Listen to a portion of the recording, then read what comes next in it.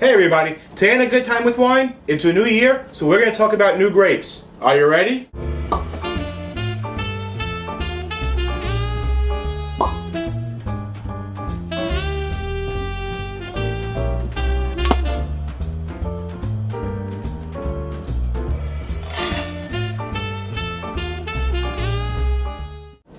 Hey everybody, like I said, I'm Matt from A Good Time with Wine, Wine on Twitter, and in January 2010, I've devoted myself to talking about new grapes for the new year.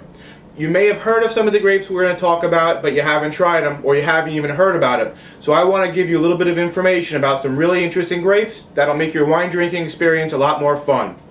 I started this blog 2 years ago in 2008, and the whole idea was to make wine more fun and more approachable. And I think somewhere along the way, I got a little bit too into the wine geek stuff, so I want to get back into talking about wine education, entertainment, but making it easy and approachable, and giving you information that'll help you select great wines when you go out to restaurants or to the store.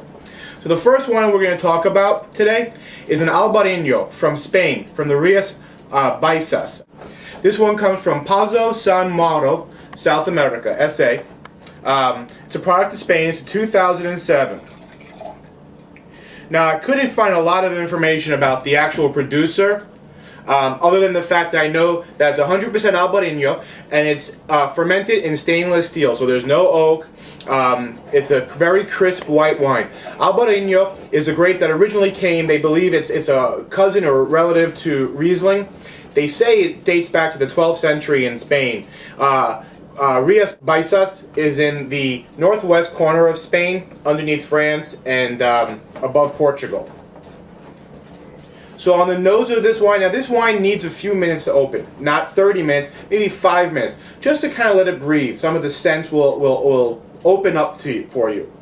On the nose, I get a great citrus, like almost an orange blossom with a little bit of floral.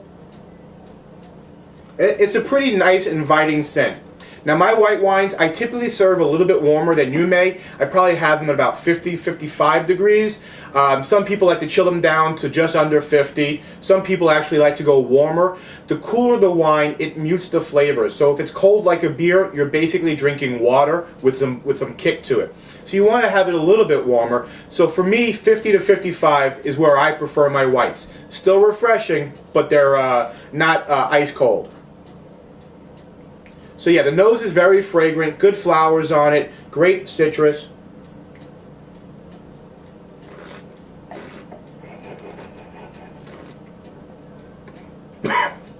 Excuse me, I swallowed wrong. Lots of citrus. I mean, this is a ton of citrus on it. It's a real crisp wine. It has some serious acidity. This wine has some well balanced, so it has some good fruit up front, but there's no doubt that you feel the acidity on the sides of your mouth and on your tongue. Definitely a very, very stark wine, but it's delicious for me. There's a little bit of floral in there, and I think over time this wine will open up a little bit more, maybe another 5 or 10 minutes in the glass. It's a very, very enjoyable wine. With food, seafood for sure. This will go great whether it's grilled fish, maybe even some spicy fish, some lobster, some clams. Not a problem with almost any type of seafood you throw at it.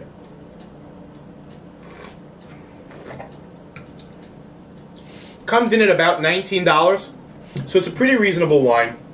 Definitely great for the summer, aperitif, sipping with friends, something a little bit different. The next one, we're going to go to Chile, and we're going to talk about the Carmenere grape. And Carmenere grape was originally from France, but in, I believe, the 19th century, they realized that it was a warm weather grape, and they needed to move it. They stopped using it, but it found its way to Chile. So this is the Carmenere from Hautefeuille Vineyards, and it's Armador. They're 2007 Carmenere, and it's Central Valley. It actually comes from, I believe, Calchuaga and Maipo valleys. It's sourced where the vineyards are. Now, Hautefeuille is a shipping magnate, and the vineyard started about 25 years ago when the shipping magnate, the Armador, he discovered Chile and the Maipo Valley and settled there and started growing these grapes. Carmenere is a red grape. It's a red wine. It typically has a good cherry, dark fruit flavor, a lot of spice to it. Some people note hints of green pepper on it. I think this is a great wine. Chile and South America in general, including Argentina, offers great value for their wines. This comes in at around $12, $13. It's a phenomenal wine with steak. The nose has a little bit of that green pepper on it, like bell pepper, a little bit of wood as well. And then underneath, like if I had multiple layers of scent, I get the first wave is that green pepper and that some spice and some wood. Then the second layer is that cherry. This wine definitely needs to open up. It's only been open for maybe 10 minutes. I'd have this open for 30 or more.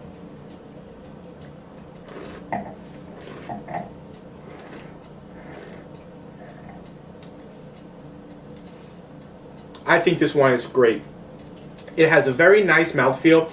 It's silky, but not. There's a little bit of grain on the end. Not sure if it's filtered and fined or not. I can look that up for you. But it's got a nice mouthfeel. It's not heavy. It's more like a medium body. It's got great fruit up front.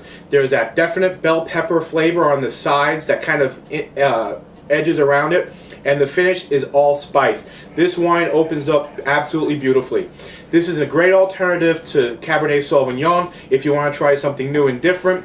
Like I said, red meats, whether it's steak, lamb, veal, a sauce dish, like if you're having a pasta with a meat sauce, this wine will go really, really well. I'm a big fan of Carmenere. I've been talking about it for 2 years, and I think it's only going to grow in its popularity. So there you go. New year, 2 new grapes. I'll be on CBS talking about these grapes locally, and I'll have that clip on as well and some information on the blog. So until next time, this is Matt from A Good Time with Wine. Let me know what grapes you're looking forward to trying in the new year, and I'll try them with you. Cheers.